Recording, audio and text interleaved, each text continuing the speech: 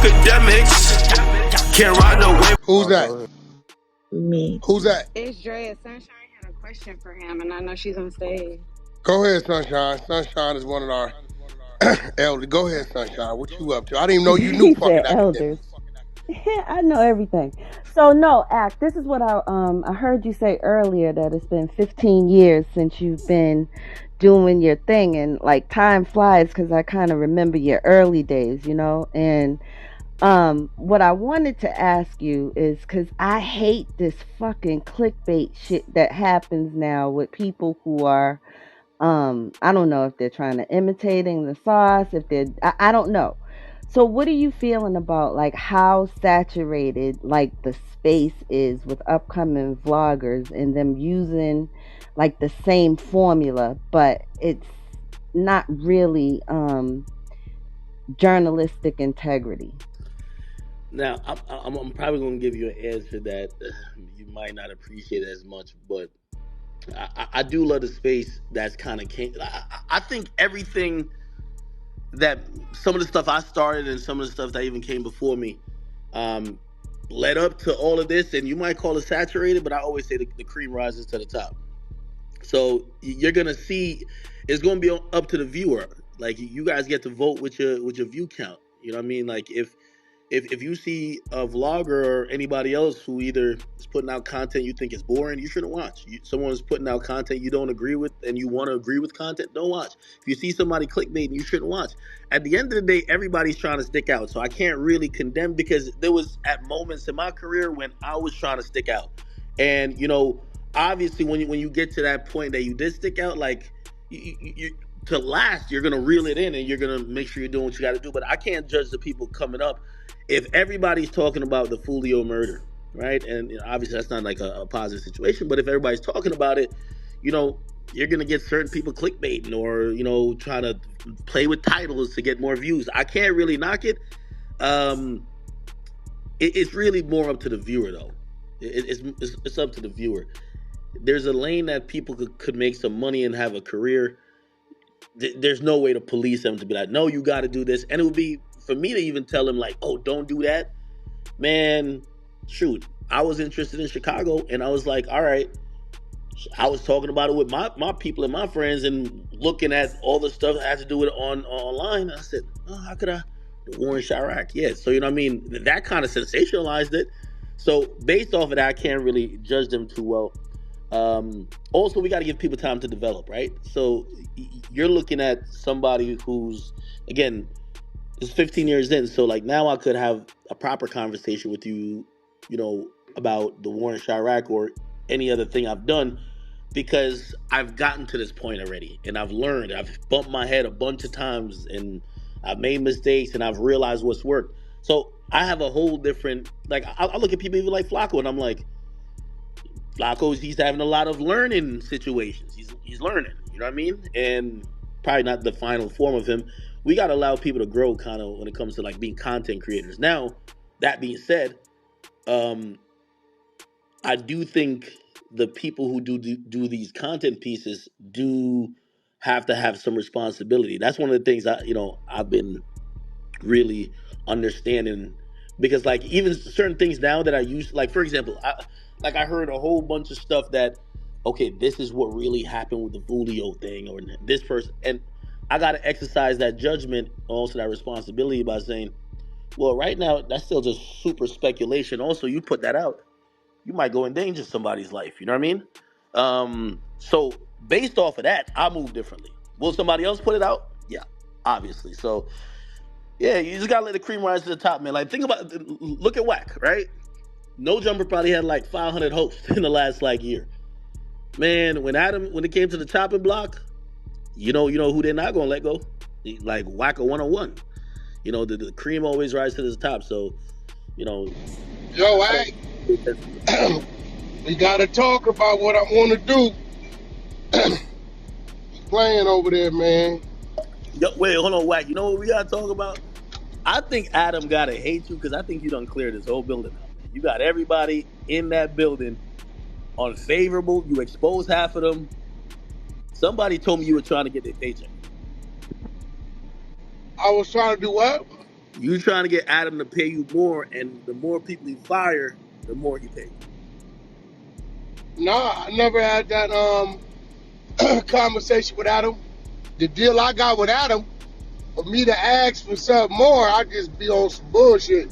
The one thing you know about when it comes to business, act is real easy to do business with me, bro. You know what I'm saying? you. I get it. So nah, hell no. I mean, end of the day, bro, you gotta remember, every last one of those dudes in that building was attempting to utilize my name to get their clout up. So Adam can't say nothing to me when I attack back. If he ain't saying nothing to them, you can't say nothing to me. And I warn him. I said, bro, this ain't gonna turn out well for your people. Tell them stay in their lane. I ain't gonna show them no mercy. Yeah, and I guess the last thing to that young lady who asked me the question I was going to say is like, put it like this. This is all I'm saying. The cream rises to the top. Man, people are gonna download Clubhouse and come to Clubhouse because they want to hear a whack. No matter where whack goes, if whack went to like some underwater like transmission station, if like after a while you develop a trust with certain people, right? Like the people who have listened to me, most of the people who have listened to me have listened to me. Like this one guy told me, he's like, "Yo, I used to listen to you when I was 18. Now I'm 30 and I got 2 kids." You know what I mean? So it's that level of trust that you kind of get with a content creator. That's why, you know what I mean. I love hearing when people like, something happens, and unfortunately sometimes it's bad, but they'll be like, "Yo, we not believing until academics report it." And that's the trust you gotta start. You gotta develop with whoever you watch, because there are going to be clickbaiters. There are going to be people who just going to say something just to get your view because they're trying to pay their rent for the month or whatever. So it is what it is. It's okay if I ask another question. Go with Go me. ahead, my lady.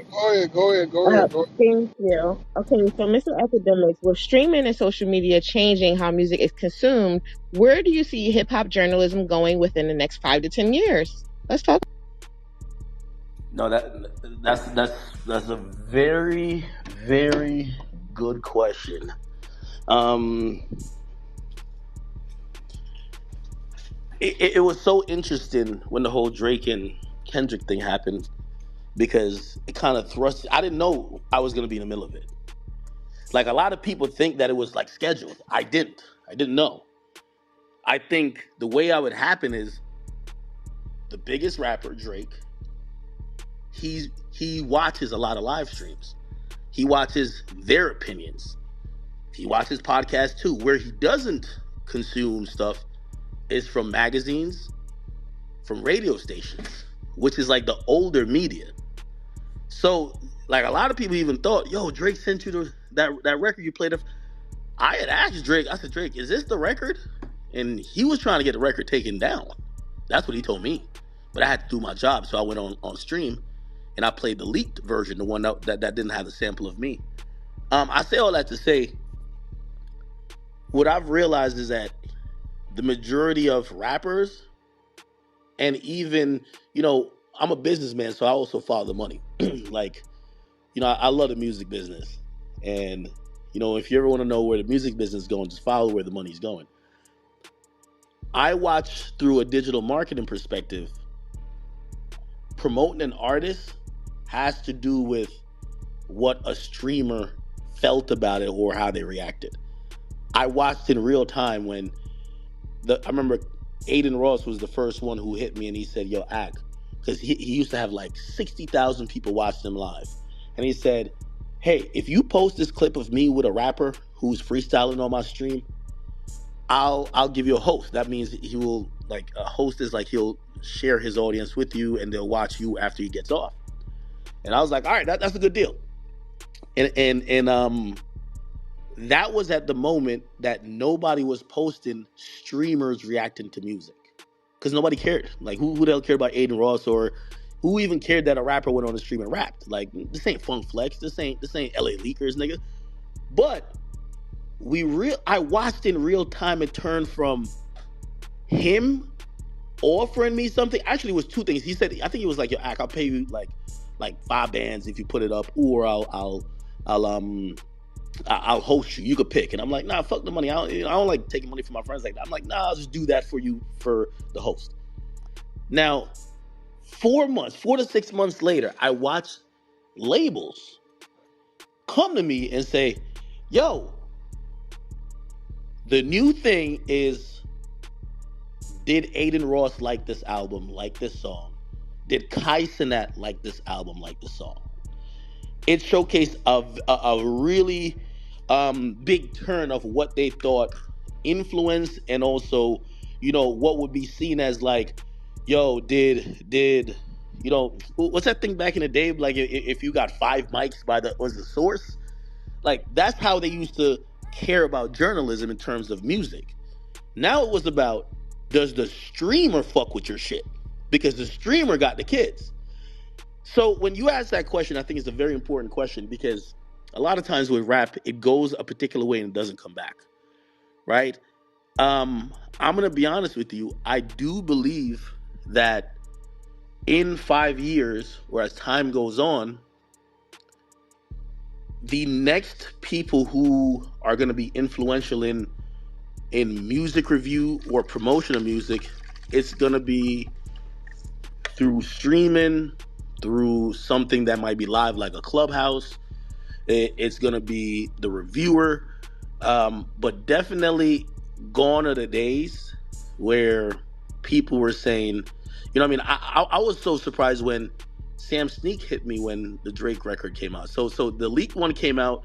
I played the leak one, then I get the official one, and I play the official one, right? And it's just off of so many people caring about the moment. And in that moment, I was thinking, holy shit. Because I even went live on Twitter and I said, yo, I have 350,000 people watching me right now.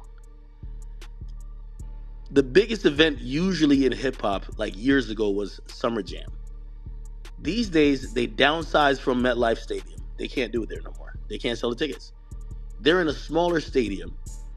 People are listening to the radio less. And right now, this is this big mega beef going on that I'm at the center of, and I got 350,000 people watching. Sam Sneak hits me and says, yo, Ack. I answer the phone. This is all organic. I'm like, yo, what's good with you? Yo, I'm on stream. I don't even know if he is, because I know he watches my stream. He's like, yo, I got a Ross record for you, responding to Drake's record. I said, no fucking way. He says, check your messages. I play it right away. Now, these are things that I grew up listening to Flex play Otis 20 times in a row. I've watched him drop every record. You get what I'm saying? And that moment I was realizing, I'm like, fuck. Like, I mean, I knew already that hip-hop media was changing, but I realized that streaming and just journalism when it came to hip-hop was different. By the way, Well, nothing comes without a cost.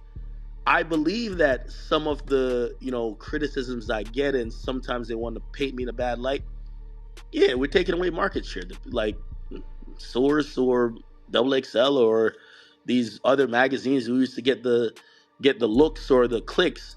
Yeah, they might be watching my stream. So it's changed a lot, but I do think that streaming is going to be a very huge thing. And also, like, if you've been watching these YouTubers who are breaking down lyrics, it's like next level. They're breaking down like certain shit that, as time goes on, people want to know more and more about rap shit. Like, back in the day when Jay probably says certain shit to Nas and Nas says certain shit to Jay, like, obviously the hip hop heads would get it, but some shit would go under, go over people's heads. These days, the value is that the random fan wants to know, oh shit, that's why Kendrick was doing the hopscotch shit. Oh, that's why he was wearing that that outfit at the pop out, because of the Pac thing. Hip hop fans are way more in tune than they've ever been. So that's why I think it's kind of gotten here. I know it's a long-winded answer, but hopefully no, it's thank provided. you. Thank you for answering that, because I was going to ask you also, because you're springing up like DJ Flex and different things like that from back in the day. So, what are some untold stories you feel that hip hop, should deserve more before we move into the stage of AI, where a lot of these stories will be lost? Um, well, I mean, here's the thing. So I think some of them stories you're talking about is probably lost stories. Like these days, I like watching. I like watching like even Yayo. I like watching even Game on Vlad, where they're saying stuff that because social media wasn't around. Yo, these days, like for example, this is how much, and I don't know how much I play a part into this. I guess maybe a good amount. Like Wack had mentioned the whole takeoff thing. Yeah, because like we were like really in tune with so many people watching, but like we're like detailing and breaking shit down like as it went. Like yesterday, say the Diddy shit. Diddy post Diddy post that he's getting on his jet, and it just shows you where hip hop is, where it's so detail oriented. You know, the first thing I did, like the nosy ass academics that you know, the first thing I did was look up his plane tail number and track where the fuck this nigga's going. You know what I mean? It's so much different. We don't miss shit these days. Like we barely miss things. So a lot of the stories we're hearing more in real time, or it's like that we're flushing out, right? Because hip hop coverage is turned into ESPN of sorts. You know what I mean? Like when ESPN was just all about the game, and then they would analyze practice, and they would bring a mad stats into it. Yeah, ESPN's coverage kind of became a lot. I think those stories are from the 2000s, the earlier years. You get what I'm saying? And those are the stories I think that we're probably going to be interested in, or we probably missed a little bit. And I think those artists now they're doing oh, my dog's tripping. Those artists now are doing interviews. You get what I'm saying? Yo, keep it Thank you G. so You much. got a question? Hold on, Empress. Keep it G. You got a question?